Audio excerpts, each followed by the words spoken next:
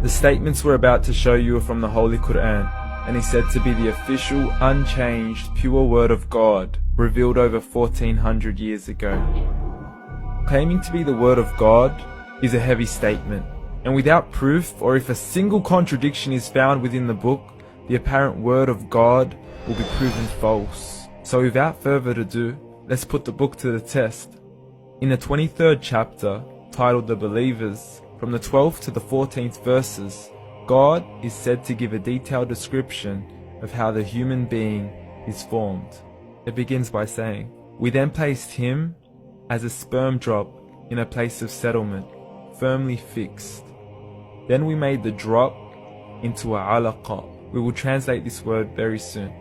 "And then we changed the alaqa into a lump. Then we made out of that lump into bones. And then we clothed the bones with flesh. Then we caused him to grow and come into being and attain the definitive human form." In the 21st century, we can now safely say that this verse is clearly describing the process of human development in correct chronological order.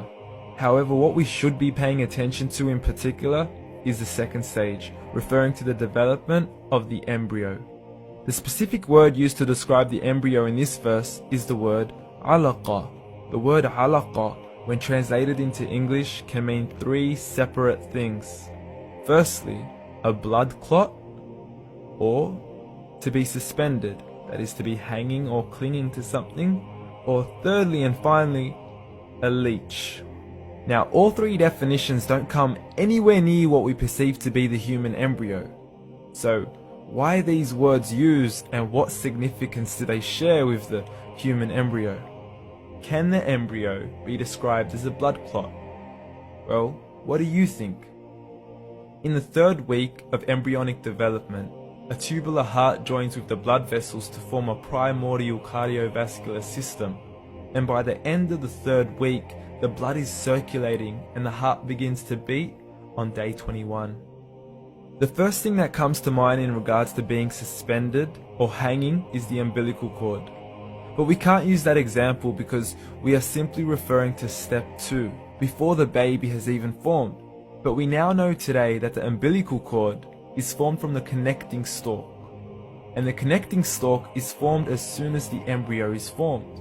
The embryo's connecting stalk has even been described by John Allen and Beverly Kramer as an object to suspend the developing embryo in the extra-embryonic column. So an embryo is suspended and does have a strong resemblance with a blood clot. What on earth would an embryo have to do with a leech? Figure A shows the structure of an embryo at 25 days. Figure B shows a leech. Now please note once again that the embryo in this stage is no greater than the size of a kernel of wheat. This is an X-ray of the embryo at 22 days. This is the internal structure of a leech. It's mind-blowing stuff, but you still haven't seen anything yet. This is the head of the embryo at 22 days.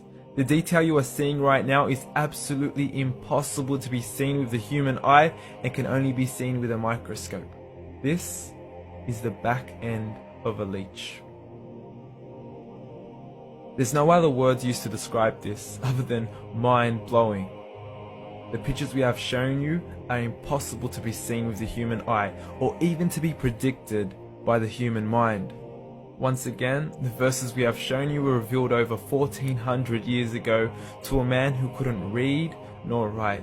Are these the words of God? Descriptions of the human embryo in the Quran cannot be based on scientific knowledge in the 7th century. The only reasonable conclusion is that these descriptions were revealed to Muhammad from God, from God, from God, from God.